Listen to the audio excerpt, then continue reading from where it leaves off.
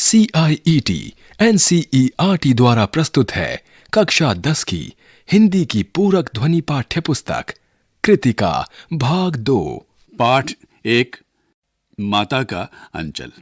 पृष्ठ संख्या 1 से 16 तक। लेखक शिवपूजन सहाय। लेखक परिचय। शिवपूजन सहाय का जन्म सन 1893 में गांव उनवास, जिला भोजपुर, बिहार में हुआ। उनके बचपन का नाम भोलानाथ था। 10वीं की परीक्षा पास करने के बाद उन्होंने बनारस की अदालत में नकल नवीस की नौकरी की। बाद में वे हिंदी के अध्यापक बन गए। असहयोग आंदोलन के प्रभाव से उन्होंने सरकारी नौकरी से त्यागपत्र दे दिया।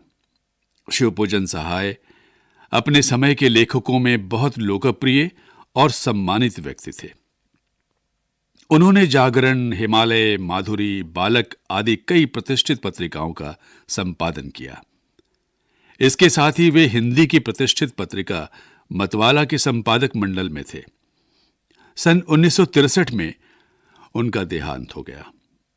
वे मुख्यतः गद्य के लेखक थे। देहाती दुनिया, ग्राम सुधार, वे दिन वे लोग, स्मृति शेष आदि उनके दर्जन भर गद्य कृतियां प्रकाशित हुई हैं।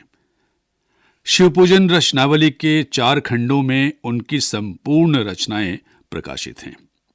उनकी भाषा में लोक जीवन और लोक संस्कृति के प्रसंग सहज ही मिल जाते हैं। अब प्रस्तुत है पाठ माता का अंचल। जहां लड़कों का संग तहां बाजे मृदंग, जहां बुढ़ों का संग तहां खर्चे का तंग। हमारे पिता तड़के उठकर निबट नहाकर पूजा करने बैठ जाते थे। हम बचपन से ही उनके अंग लग गए थे। माता से केवल दूध पीने तक का नाता था, इसलिए पिता के साथ ही हम भी बाहर की बैठक में ही सोया करते। वह अपने साथ ही हमें भी उठाते और साथ ही नहला धुलाकर पूजा पर बिठा लेते। हम भभूत का तिलक लगा देने के लिए उनको दिक करने लगते थे। कुछ हंसकर, कुछ झुंझलाकर और कुछ डांटकर वह हमारे चौड़े लिलार में त्रिपुंड कर देते थे। हमारे लिलार में भभूत खूब खुलती थी। सिर में लंबी लंबी जटाएं थीं। भभूत रमाने से हम खासे बम भोला बन जाते थे। पिताजी हमें बड़े प्यार से भोलानाथ कहकर पुकारा करते, पर असल में हमारा नाम था तारकेश्वर नाथ। हम भी उनको बाबूजी कहकर पुकारा करते और माता को मैया। जब बाबूजी रामायण का पाठ करते, तब हम उनकी बगल में बैठे बैठे आईने में अपना मुंह निहारा करते थे। जब वह हमारी ओर देखते, तब हम कुछ लजाकर और कुछ मुस्कुराकर आईना नीचे रख देते थे। वह भी मुस्कुरा पड़ते थे। पूजा पाठ कर चुकने के बाद वह राम राम लिखने लगते। अपनी एक रामनामा बही पर 1000 राम नाम लिखकर वह उसे पाठ करने की पोथी के साथ बांधकर रख देते। फिर 500 बार कागज के छोटे छोटे टुकड़ों पर राम नाम लिखकर आटे की गोलियों में लपेटते और उन गोलियों को लेकर गंगा जी की ओर चल पड़ते थे। उस समय भी हम उनके कंधे पर विराजमान रहते थे। जब वह गंगा में एक एक आटे की गोलियां फेंककर मछलियों को खिलाने लगते, तब भी हम उनके कंधे पर ही बैठे बैठे हंसा करते थे। जब वह मछलियों को चारा देकर घर की ओर लौटने लगते, तब बीच रास्ते में झुके हुए पेड़ों की डालों पर हमें बिठाकर झूला झूलाते थे। कभी कभी बाबूजी हमसे कुश्ती भी लड़ते। वह शिथिल होकर हमारे बल को बढ़ावा देते और हम उनको पछाड़ देते थे। यह उतान पड़ जाते और हम उनकी छाती पर चढ़ जाते थे। जब हम उनकी लंबी लंबी मूछें उखाड़ने लगते, तब वह हंसते हंसते हमारे हाथों को मूछों से छुड़ाकर उन्हें चूम लेते थे। फिर जब हमसे खट्टा और मीठा चुम्मा मांगते, तब हम बारी बारी कर अपना बायां और दाहिना गाल उनके मुंह की ओर फेर देते थे।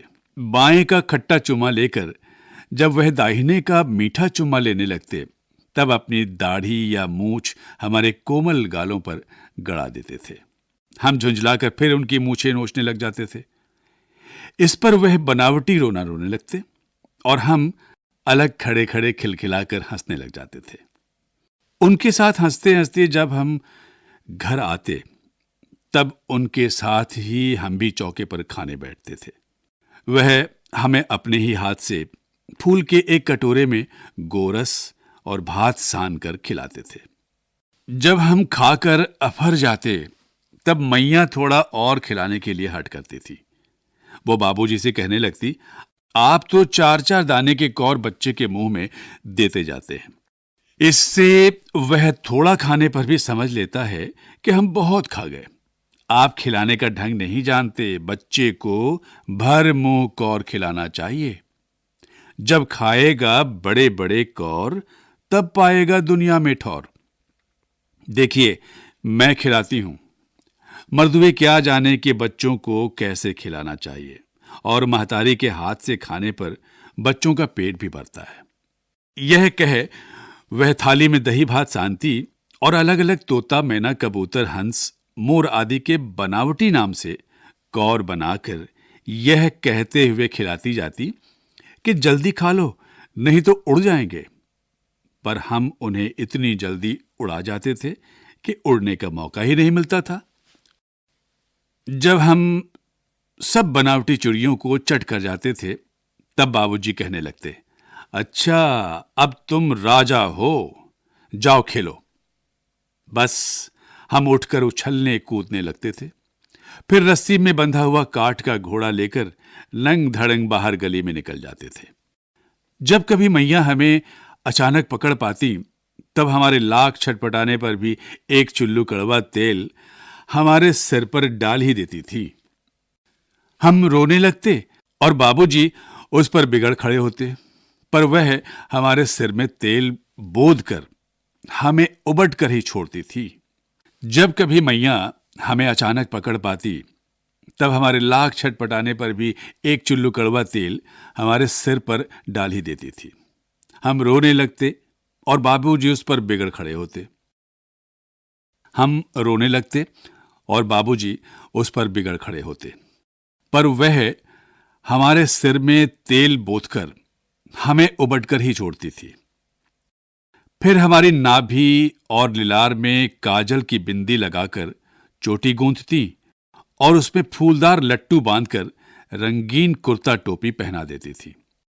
हम खासे कन्हैया बनकर बाबूजी की गोद में सिसकते सिसकते बाहर आते थे।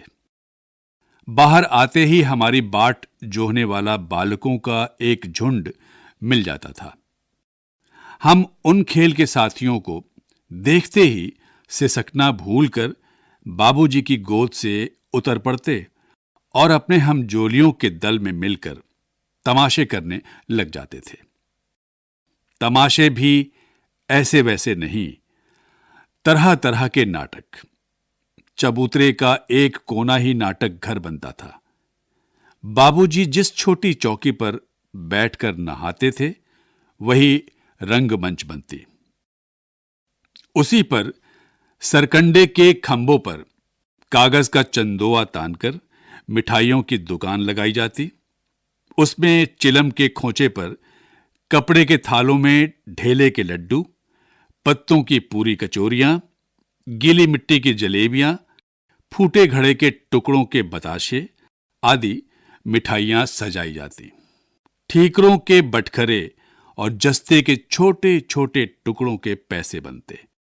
हम ही लोग खरीददार और हम ही लोग दुकानदार। बाबूजी भी 2-4 गोरखपुरिये पैसे खरीद लेते थे। थोड़ी देर में मिठाई की दुकान बढ़ाकर हम लोग घरौंदा बनाते थे। धूल की मेड़ दीवार बनती और तिनकों का छप्पर, दातुन के खंभे, दियासलाई की पेटियों के किवाड़, घड़े के मुहड़े की चूल्हा चक्की, दिए की कड़ाही और बाबूजी की पूजा वाली आचमनी कलछी बनती थी। पानी के घी, धूल के पिसान और बालों की चीनी से हम लोग जेवनार तैयार करते थे। हम ही लोग जेवनार करते और हम ही लोगों की जेवनार बैठती थी। जब पंगत बैठ जाती थी तब बाबूजी भी धीरे से आकर पांत के अंत में जीमने के लिए बैठ जाते थे। उनको बैठते देखते ही हम लोग हंसकर और घरौंदा बिगाड़कर भाग चलते थे। वो भी हंसते हंसते लोटपोट हो जाते और कहने लगते, फिर कब भोज होगा भोलानाथ। वह भी हंसते हंसते लोटपोट हो जाते और कहने लगते, फिर कब भोज होगा भोलानाथ। कभी कभी हम लोग बारात का भी जुलूस निकालते थे। कनस्तर का तंबूरा बजता, अमोले को घिसकर शहनाई बजाई जाती, टूटी चूहेदानी की पालकी बनती। हम समधी बनकर बकरे पर चढ़ लेते और चबूतरे के एक कोने से चलकर बारात दूसरे कोने में जाकर दरवाजे लगती थी। वहां काठ की पटरियों से घिरे, गोबर से लिपे, आम और केले की टहनियों से सजाए हुए छोटे आंगन में कुल्हिए का कलसा रखा रहता था। वहीं पहुंचकर बारात फिर लौट आती थी। लौटने के समय खटोली पर लाल ओहार डालकर उसमें दुल्हन को चढ़ा लिया जाता था। लौट आने पर बाबूजी ज्यों ही ओहार उघार कर दुल्हन का मुख निरखने लगते, त्यों ही हम लोग हंसकर भाग जाते। थोड़ी देर बाद फिर लड़कों की मंडली जुट जाती थी। इकट्ठा होते ही राय जमती कि खेती की जाए। बस चबूतरे के छोर पर घिरनी गड़ जाती और उसके नीचे की गली कुआं बन जाती थी। मूंज की बटी हुई पतली रस्सी में एक चुक्कड़ बांध गराड़ी पर चढ़ाकर लटका दिया जाता और दो लड़के बैल बनकर मोट खींचने लग जाते। चबूतरा खेत बनता, कंकड़ बीज और ठेंगा हल जुआठा। बड़ी मेहनत से खेत जोते, बोए और पटाए जाते। फसल तैयार होते देर न लगती और हम हाथों हाथ फसल काट लेते थे। काटते समय गाते थे, ऊंच नीच में बई कियारी, जो उपजी सो भई हमारी। फसल को एक जगह रखकर उसे पैरों से रौंद डालते थे।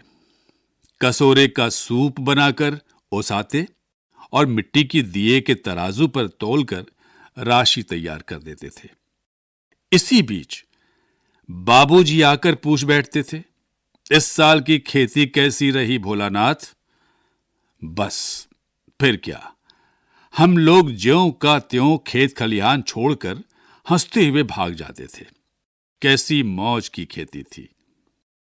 ऐसे ऐसे नाटक हम लोग बराबर खेला करते थे। बटोही भी कुछ देर ठिठक कर हम लोगों के तमाशे देख लेते थे। जब कभी हम लोग ददरी के मेले में जाने वाले आदमियों का झुंड देख पाते, तब कूद कूद कर चिल्लाने लगते थे, चलो भाइयों ददरी, सातु पिसान की मोटरी। अगर किसी दूल्हे के आगे आगे जाती हुई ओहारदार पालकी देख पाते, तब खूब जोर से चिल्लाने लगते थे, रहरी में रहरी पुरान रहरी, डोला के कनिया हमार मेहरी। इसी पर एक बार बूढ़े वर ने हम लोगों को बड़ी दूर तक खदेड़कर ढेलों से मारा था। उस खसूट खब्बीस की सूरत आज तक हमें याद है। न जाने किस ससुर ने वैसा जमाई ढूंढ निकाला था। वैसा घुड़मुहा आदमी हमने कभी नहीं देखा। आम की फसल में कभी कभी खूब आंधी आती है। आंधी के कुछ दूर निकल जाने पर हम लोग बाग की ओर दौड़ पड़ते थे। वहां चुन चुन कर घुले घुले गोपी आम चापते थे। एक दिन की बात है, आंधी आई और पट पड़ गई। आकाश काले बादलों से ढक गया। मेघ गरजने लगे, बिजली कौंधने और ठंडी हवा सनसनाने लगी। पेड़ झूमने और जमीन चूमने लगे। हम लोग चिल्ला उठे, एक पैसा लाई, बाजार में छितराई, बरखा उधरे बिराई। लेकिन बरखा न रुकी और भी मूसलाधार पानी होने लगा। हम लोग पेड़ों की जड़ से धड़ से सट गए, जैसे कुत्ते के कान में अंठई चिपक जाती है। मगर बरखा जमी नहीं, थम गई। बरखा बंद होते ही बाग में बहुत से बिच्छू नजर आए। हम लोग डरकर भाग चले। हम लोगों में बैजू बड़ा ढीठ था। संयोग की बात, बीच में मूसन तिवारी मिल गए। बेचारे बूढ़े आदमी को सूझता कम था। बैजू उनको चिढ़ाकर बोला, बुढ़वा बेईमान मांगे करेला का चोखा। हम लोगों ने भी बैजू के सुर में सुर मिलाकर यही चिल्लाना शुरू किया। मूसन तिवारी ने बेतहाशा खदेड़ा। हम लोग तो बस अपने अपने घर की ओर आंधी हो चले। जब हम लोग न मिल सके तब तिवारी जी सीधे पाठशाला में चले गए। वहां से हमको और बैजू को पकड़ लाने के लिए 4 लड़के गिरफ्तारी वारंट लेकर छूटे। इधर ज्यों ही हम लोग घर पहुंचे त्यों ही गुरुजी के सिपाही हम लोगों पर टूट पड़े। बैजू तो 9-2-11 हो गया। हम पकड़े गए। फिर तो गुरुजी ने हमारी खूब खबर ली, पर हम दुलारने से चुप होने वाले बाबूजी ने यह हाल सुना। वह दौड़ते हुए पाठशाला में आए, गोद में उठाकर हमें पुचकारने और फुसलाने लगे।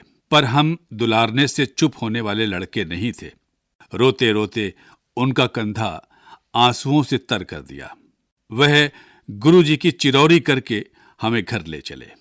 रास्ते में फिर हमारे साथी लड़कों का झुंड मिला। वे जोर से नाचते और गाते थे। माई पकाई गरर गरर पुआ, हम खाइब पुआ न खेलब जुआ। फिर क्या था, हमारा रोना धोना भूल गया। हम हट करके बाबूजी की गोद से उतर पड़े और लड़कों की मंडली में मिलकर लगे वही तानसुर अलापने। तब तक सब लड़के सामने वाले मकई के खेत में दौड़ पड़े। उसमें चिड़ियों का झुंड चर रहा था। वे दौड़ दौड़कर उन्हें पकड़ने लगे, पर एक भी हाथ न आई।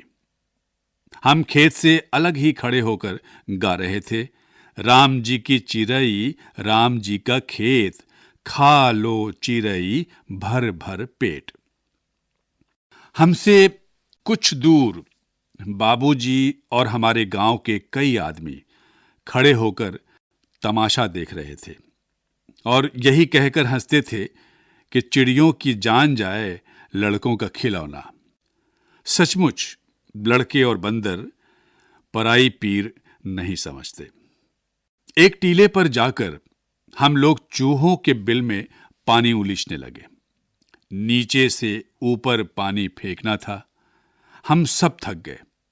तब तक गणेश जी के चूहे की रक्षा के लिए शिव जी का सांप निकल आया। रोते चिल्लाते हम लोग बेतहाशा भाग चले। कोई औंधा गिरा, कोई अंटा चिट। किसी का सिर फूटा, किसी के दांत टूटे। सभी गिरते पड़ते भागे। हमारी सारी देह लहूलुहान हो गई। पैरों के तलवे कांटों से छलनी हो गए। हम एक सुर से दौड़े हुए आए और घर में घुस गए। उस समय बाबूजी बैठक के उसारे में बैठकर हुक्का गुड़गुड़ा रहे थे। उन्होंने हमें बहुत पुकारा, पर उनकी अनसुनी करके हम दौड़ते हुए मैया के पास ही चले गए। जाकर उसी की गोद में शरण ली। मैया चावल अमनिया कर रही थी। हम उसी के आंचल में छिप गए।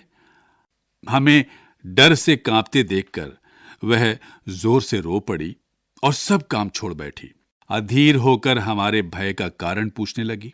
कभी हमें अंग भरकर दबाती और कभी हमारे अंगों को अपने आंचल से पोंछकर हमें चूम लेती। बड़े संकट में पड़ गई। झटपट हल्दी पीसकर हमारे घावों पर थोपी गई। घर में कोहराम मच गया। हम केवल धीमे सुर से सा सा सा कहते हुए मैया के आंचल में लुके चले जाते थे। सारा शरीर थर थर कांप रहा था। रोंगटे खड़े हो गए थे। हम आंखें खोलना चाहते थे, पर वे खुलती न थी। हमारे कांपते हुए ओठों को मैया बार बार निहार कर रोती और बड़े लाड से हमें गले लगा लेती थी। इसी समय बाबूजी दौड़े आए। आकर झट हमें मैया की गोद से अपनी गोद में लेने लगे। पर हमने मैया के आंचल की प्रेम और शांति के चंदोवे की छाया न छोड़ी। शब्द अर्थ। मृदंग यानी एक तरह का वाद्य यंत्र।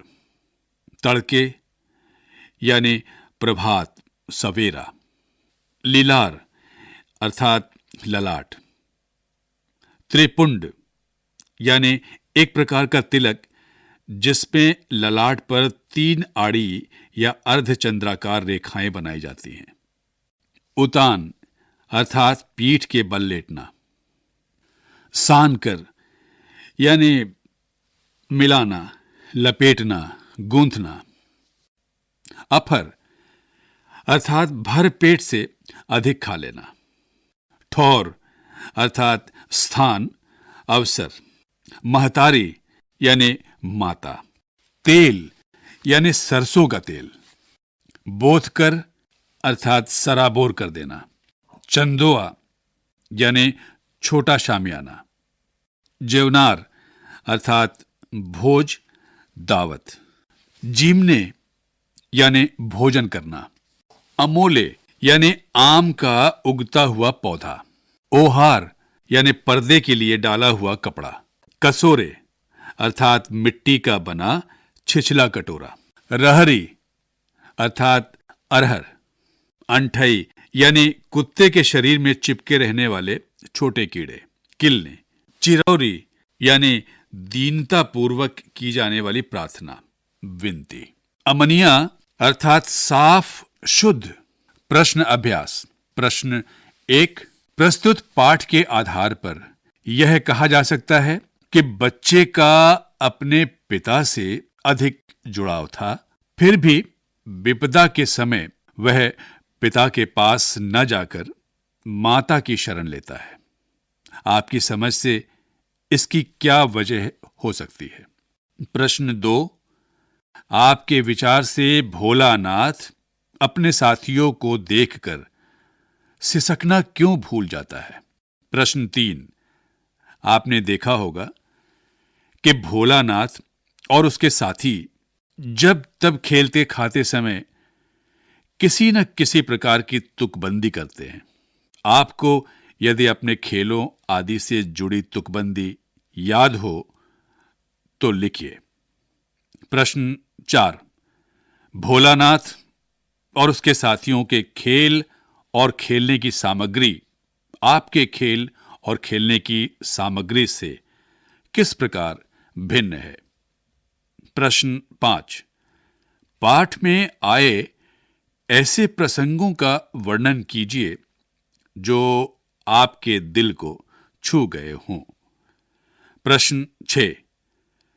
इस उपन्यास अंश में 30 के दशक की ग्राम्य संस्कृति का चित्रण है।